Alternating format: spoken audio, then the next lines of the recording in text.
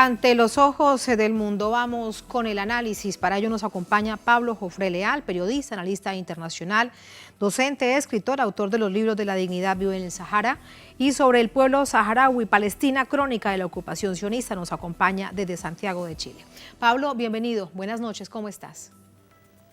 Tatiana, muchas gracias por el un gran abrazo. Muchas gracias. Literalmente lo que vimos, además las imágenes son clarísimas, el ejército de Israel dentro de la mezquita Al-Aqsa, lugar sagrado del Islam, en el mes del Ramadán, molieron a palo al pueblo palestino. Si hay alguna explicación desde la geopolítica, porque desde lo humano evidentemente no se entiende, ¿cuál podría ser? Ninguna, Tatiana, más que continuar con la ocupación, la colonización, con la judaización de Al-Quds, de Jerusalén, con la sionización del conjunto de Palestina, es el dar en el gusto a las promesas efectuadas por Benjamín Netanyahu a los grupos más extremistas que conforman su coalición de gobierno. Es difícil decir los grupos extremistas de las coaliciones de gobierno de Israel, porque en general todas las administraciones del régimen sionista han sido extremistas, violentas, pero esta en especial está conformada por grupos absolutamente extremistas, terroristas, incluso uno de ellos, Itamar Ben-Gvir, por ejemplo, el propio ejército de ocupación israelí le negó la posibilidad de hacer el servicio militar por la radicalidad y la violencia que él expresa constantemente. Es un colono que representa un grupo político que es aliado fundamental de Netanyahu.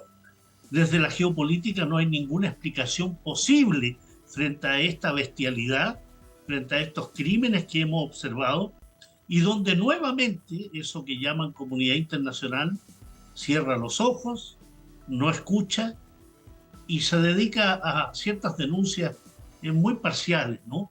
O absolutamente manipuladas, que tergiversan, Tatiana, el asunto. La BBC de Londres, por ejemplo, hablaba de irrumpen las fuerzas israelíes en la disputada mezquita Al-Aqsa. ¿Cuándo ha estado en disputa la mezquita Al-Aqsa si la mezquita es un recinto para los creyentes musulmanes, en la explanada de las mezquitas, el tercer lugar más sagrado del Islam, como bien lo decía la nota? Es decir, que además que el pueblo palestino tiene que soportar los crónicos crímenes y diarios crímenes y asesinatos que comete este régimen nacional sionista, hay también que aguantar las ganas de mandar al tacho de la basura a los diarios, apagar los televisores que muestran este tipo de opiniones absolutamente manipuladoras, desinformadoras y cómplices del régimen israelí. Lo que hemos visto en estos días, Tatiana, es absolutamente increíble desde el punto de vista de la complicidad de esta comunidad internacional. Por mucho menos, la ONU, la Unión Europea, el Parlamento Europeo u otros suelen elevar la voz y exigir sanciones, embargos, mandar tropas. Pero aquí, como se trata de un régimen aliado de Estados Unidos, de Francia, de Gran Bretaña, de Alemania, simplemente dan vuelta la cabeza para no ver lo evidente. Crímenes de lesa humanidad, criminales de guerra que deberían ser llevados a tribunales internacionales, con un primer ministro como Netanyahu que por sexta vez ocupa el cargo de primer ministro y que lo ocupa con mayor violencia, con mayor perversidad, con mayores niveles de criminalidad, atacando a los creyentes musulmanes al interior de una mezquita. ¿Te imaginas tú, Tatiana, que palestinos o de otro pueblo árabe entraran en una sinagoga y golpearan a los creyentes judíos que están rezando en su semana sagrada, en su mes sagrado? O sea, esto ya no reviste algún tipo de análisis político al respecto, es simplemente la bestialidad. Sí, pero en todo caso, permíteme preguntarte acerca de... Sí. Este hecho desde la geopolítica y sobre todo desde esta parte del mundo. La Liga Árabe, vemos Indonesia, vemos que Pakistán han rechazado esta acción extremadamente brutal en contra de una mezquita que además está protegida por el derecho internacional humanitario. Pero debería pronunciarse en todo su conjunto las naciones del mundo árabe, y esto realmente no sucede, pese a que hay, por ejemplo, distintas acciones desde el punto de vista de la diplomacia o la política que se van reencontrando. Mira, por ejemplo, Irán con Arabia Saudita, que resultaba impensable. Pero, ¿por qué no hay una condena de los dolientes mayores de la religión islámica? Yo creo que hay una represión en muchísimos países árabes, y si tú haces un recorrido somero por Emiratos Árabes Unidos, Bahrein, Kuwait, Omán, el mismo Arabia Saudí o Jordania, por ejemplo, que tiene un porcentaje de población mayoritariamente palestino, pero sin embargo tienen una condición que los hace absolutamente ser cómplices de este tipo de acciones. Son aliados, son socios, han normalizado y visibilizado sus relaciones con el sionismo. Jordania desde el año 1994, Jordania incluso le arrienda parte importante de un sector cercano al Mar Muerto para que los agricultores israelíes cultiven el territorio palestino. Jordania, que se supone es el custodio de Al-Aqsa, simplemente no hace lo que tiene que hacer, que exigir, llamar al Consejo de Seguridad de las Naciones Unidas, exigir sanciones al amparo del capítulo 7 de la Carta de las Naciones Unidas, como lo tendría que hacer la Liga Árabe, pero donde mires vas a encontrar traición, cobardía y normalización de muchos regímenes y monarquías árabes. Pero sí, fíjate que hay... Claro, pero con respecto al Consejo de Seguridad de Naciones Unidas, ahora también te preguntar esto, ¿para qué sirve? Porque ¿cuántas veces se habrá reunido el Consejo de Seguridad de Naciones Unidas por ataques por parte de Israel? Sin embargo, ha dicho el Consejo de Seguridad de Naciones Unidas que se reúne el próximo jueves de emergencia. Claro, se va a reunir de emergencia ¿para qué? Para emitir una condena, una denuncia, un papelito condenatorio. ¿Dónde están las medidas prácticas?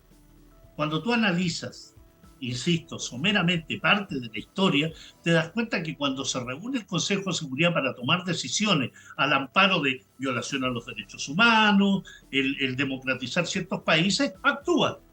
Libia, Siria, Irak, Afganistán, actúa porque las potencias hegemónicas como son Estados Unidos y sus socios dentro del Consejo de Seguridad, como Francia y Gran Bretaña, impulsan y catalizan acciones contra determinados países, incluso con el voto contrario de Rusia y China.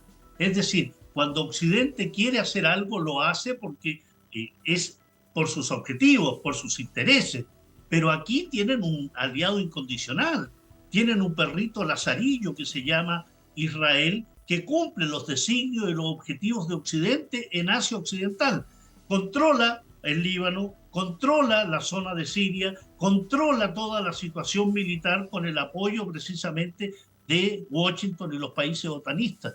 Y además le sirve como desestabilizador de la República Islámica de Irán. Es decir, Israel cumple el papel, como lo decía el periodista israelí ya fallecido Uri Amneri, de perros de la guerra, ¿no? Las tropas de asalto SS israelíes, los soldados sionistas, cumplen la función de ser los ejecutores de una política que escapa a Israel. Esta es una política occidental de dominio de una zona con amplias riquezas hidrocarburíferas, con oleoductos, con gasoductos, y ahí está el elemento geopolítico que mencionabas al inicio de tu pregunta, Tatiana. No vamos a encontrar, más allá de condenas, más allá de una denuncia, más allá de un papelito que lisa y llanamente no sirve para nada, porque lo que hay que hacer es castigar al régimen sionista, sancionarlo, embargarlo, generar una zona de exclusión aérea para que no bombardeen más el Líbano, ni Siria, ni sigan bombardeando la Franja de Gaza. Cuando el Consejo de Seguridad o los países del mundo decidan hacer eso, va a ser el fin del sionismo. Pero mientras se le siga simplemente palmoteando la espalda para que siga asesinando palestinos, para que siga bombardeando Damasco, Alepo y otras ciudades de Siria, para que siga presionando el Líbano, el sionismo va a ser lo que está haciendo hace muchos años, un régimen nacional sionista que de víctima, como suelen decir, se ha pasado a ser un victimario. creando dos enormes campos de concentración en Palestina, como es la Franja de Gaza y Cisjordania. Todos estos crímenes, la Liga Árabe los calla, la Unión Europea los calla, el Consejo de Seguridad los calla. De verdad debería haber una acción más fuerte, más condenatoria por parte de la República Popular China, la Federación Rusa, de impulsar castigos financieros. Pero fíjate cómo está el mundo, ¿no? La situación en Ucrania, en el mar meridional de la China, un camino, un tránsito hacia una política multilateral que choca con los intereses de Estados Unidos y Europa, y Israel le sirve en este conjunto para contener esos afanes, ¿no? Hay mucho movimiento, pero mientras no haya castigo, porque el sionismo solo entiende el lenguaje de la fuerza, no va a haber posibilidades de cambio en Asia Occidental. Lamentablemente ningún tipo de cambio mientras no se contenga, porque de otro lado Israel mantiene este escenario en esta parte del mundo pues bastante convulso con todos los países que nos estabas relatando, y lamentablemente el pueblo palestino es el que sigue sufriendo este apartheid, no hay otra manera de decirlo. Muchísimas gracias, Pablo, por el análisis. Buenas noches. Gracias a usted también. Un gran abrazo. Muchas gracias, buenas noches.